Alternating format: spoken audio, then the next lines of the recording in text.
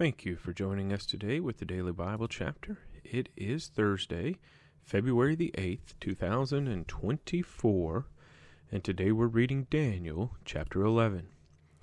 If this is your first time listening to the Daily Bible Chapter, we're reading straight through the Bible from Genesis through to Revelation, one chapter every day.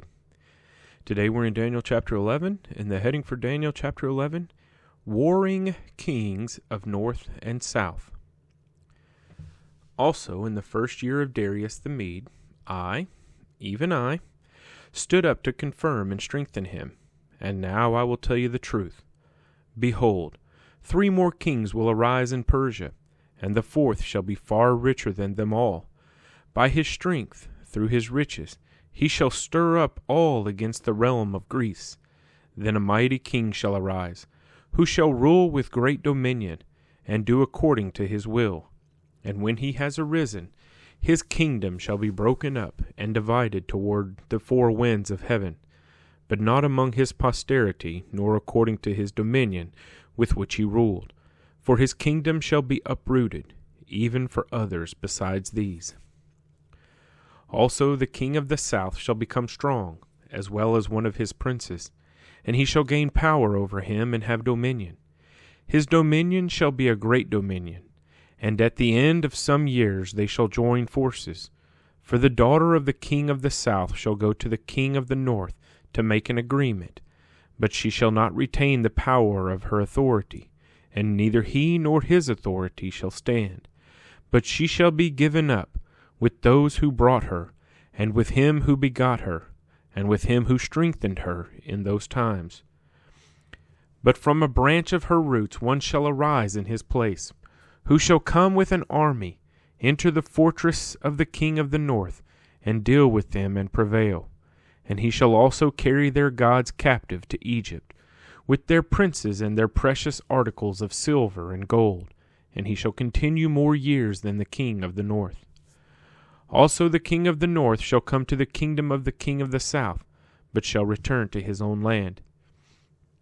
However, his sons shall stir up strife, and assemble a multitude of great forces, and one shall certainly come and overwhelm and pass through.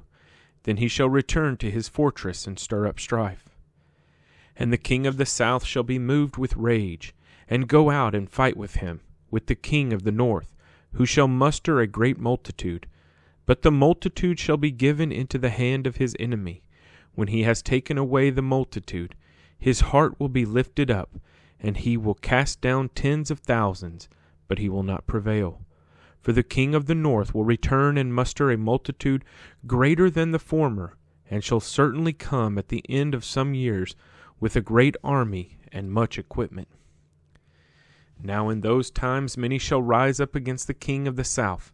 Also violent men of your people shall exalt themselves in fulfillment of the vision, but they shall fall.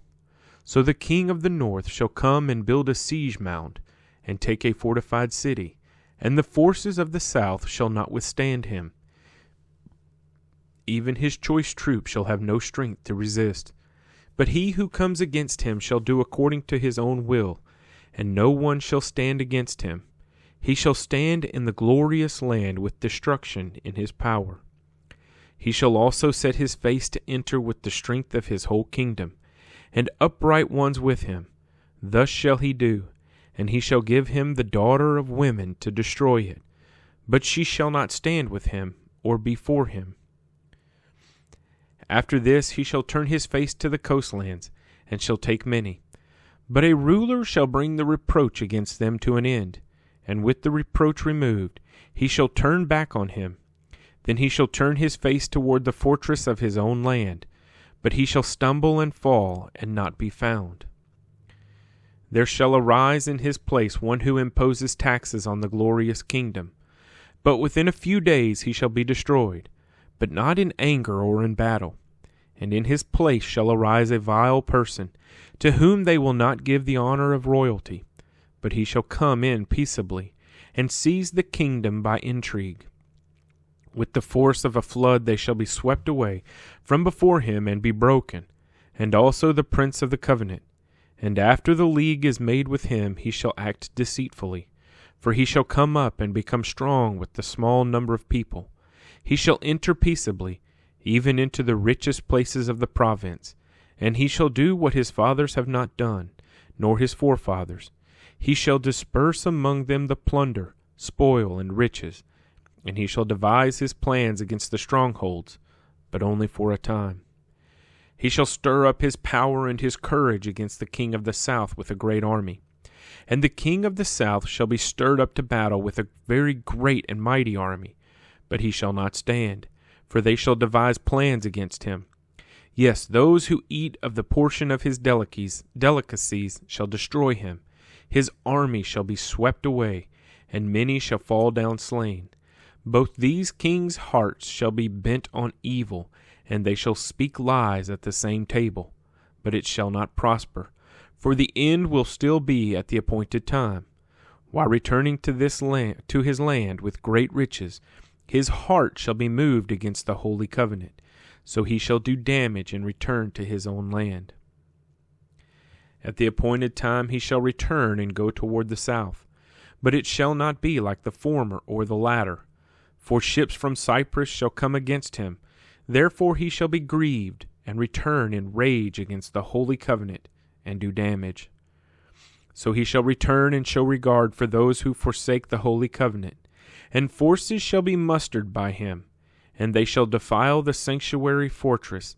Then they shall take away the daily sacrifices, and place there the abomination of desolation. Those who do wickedly against the covenant he shall corrupt with flattery. But the people who know their God shall be strong, and carry out great exploits. And those of the people who understand shall instruct many, yet for many days they shall fall by sword and flame, by captivity and plundering. Now when they fall, they shall be aided with little help, but many shall join with them by intrigue. And some of those of understanding shall fall, to refine them, purify them, and make them white, until the time of the end, because it is still for the appointed time. Then the king shall do according to his own will. He shall exalt and magnify himself above every god, shall speak blasphemies against the God of gods, and shall prosper till the wrath has been accomplished. For what has been determined shall be done. He shall regard neither the God of his fathers, nor the desire of women, nor regard any god, for he shall exalt himself above them all. But in their place he shall honor a God of fortresses, and a God which his fathers did not know he shall honor with gold and silver, with precious stones and pleasant things.